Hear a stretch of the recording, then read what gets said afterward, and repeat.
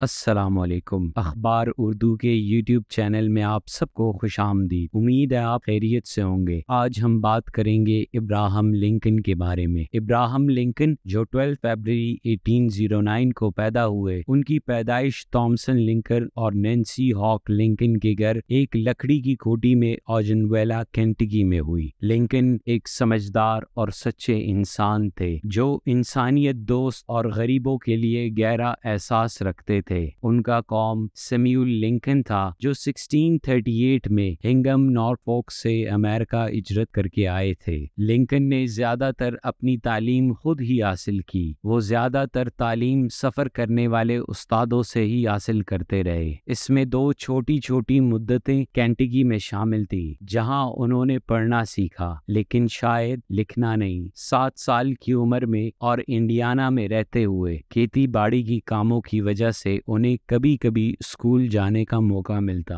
یہاں تک کہ 15 سال کی عمر میں کل ملا کر 12 مہینے ہی انہوں نے اسکول جوائن کیا ہوگا۔ پھر بھی وہ ایک اچھے اسٹوڈنٹ رہے اور ہمیشہ سیکھنے سکھانے کے عمل میں دلچسپی رکھتے تھے۔ خود سے تعلیم حاصل کرنے کے باوجود لنکن زندگی کے آخری مرحلے میں مختلف ادبی سندوں کے مشتاق رہے، جن میں جون 1861 میں کولمبیا یونیورسٹی سے ڈاکٹر آف لاء کا سند شامل ہے۔ لنکن لمبا، طاقتور اور جسمانی طور پر مضبوط شخص تھا۔ وہ کلاڑی استعمال کرنے میں ماہر ہو گیا۔ اس نے اپنی جوانی میں کیچ ریسلنگ میں مہارت حاصل کی۔ اس نے 21 سال کی عمر میں کنٹری ریسلنگ چیمپئن کا درجہ حاصل کیا۔ اس نے ایک مشہور بدماشوں کے لیڈر جو کیلری گروف بوائس کے نام سے مشہور تھا کے ساتھ ایک کشتی کی اور جیت کر اپنی طاقت اور ہمت کو ظاہر کیا۔ لنکن کی زندگی میں کئی کامیابی اور چیلنجز آتی رہیں۔ انہوں نے اپنی زندگی میں محنت اور لگن کے ذریعے تعلیم حاصل کی اور بعد میں لاء کو کریئر بنایا۔ ان کے لیڈرشپ کا تجربہ انہیں سیاسی ارینا میں لے کر گیا جہاں انہوں نے غلامی کے خلاف جدوجہد کی اور اس کو اپنی زندگی کا مقصد بنایا۔ 1837 میں انہوں نے کہا، غلامی کا نظام ناانصافی پر مبنی ہے اور نہ ہی اچھے سیاسی نظام پر، لیکن فکروں کی تبدیلی کے ذریعے غلامی برائیوں کو کم نہیں بلکہ بڑھا دیتا ہے۔ انہوں نے ہنری کلے کے ساتھ امریکن کالونائزیشن سوسائٹی کی حمایت کا اعلان بھی کیا۔ 9 سپٹمبر 1836 کو ابراہم لنکن کو ایلینوسبر میں شامل کیا گیا اور وہ اسپرنگ فیلڈ شفٹ ہو گئے اور جان ٹی اسٹارٹ کے ذریعے لاء پریکٹس کرنا شروع کی۔ لنکن کراس ایگزامینیشنز اور کراس آرگومنٹس میں اپنے دور کے قانون دانوں میں بہت مشہور ہوئے۔ 27 جنوری 1838 کو ابراہم لنکن، جن کی عمر 28 برس تھی، نے اسپرنگ فیلڈ ایلینوس میں اپنا پہلا تقریر کیا۔ ایلیجا پریش لو جوائے کے قتل کے بعد لنکن نے دریافت کیا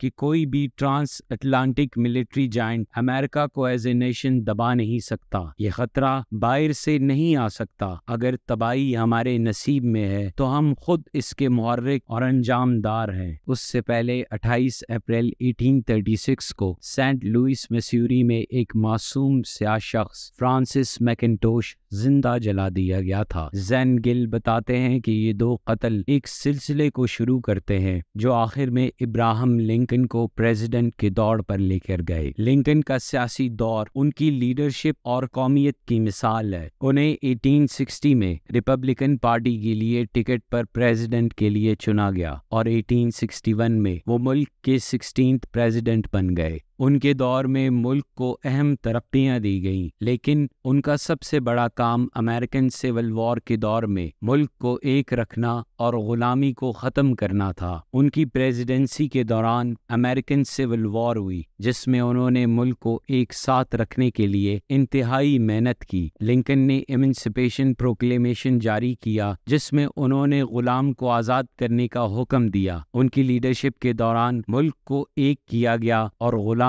کو ختم کیا گیا۔ مگر بدقسمتی سے لنکن کی زندگی ایک قتل سے ختم ہوئی۔ 14 اپریل 1865 کو جب تھیٹر میں وہ ایک ڈرامہ دیکھنے کے لیے گئے، ان پر ایک اسیسن نے حملہ کیا جس میں ان کا قتل کر دیا گیا۔ ان کی وفات نے پوری دنیا کو سوگوار کیا اور انہیں ایک شہید کی حیثیت دی گئی۔ ابراہم لنکن کی شخصیت کا اثر آج بھی قائم ہے اور انہیں ایک انسانیت کے بہترین نمونے کے طور پر جانا جاتا ہے۔ ان کی خدمات اور ان کے آئیڈیاز نے انہیں ایک یادگار مقام دیا ہے جو کہ آج بھی لوگوں کے دلوں میں زندہ ہے۔ اسی کے ساتھ مجھے اجازت دیجیے، ایسی اور ویڈیوز کے لیے اخبار اردو کے ویب چینل کو سبسکرائب کریں۔ ملتے ہیں آپ سے اگلی ویڈیو میں، تب تک کے لیے اللہ نگہبان۔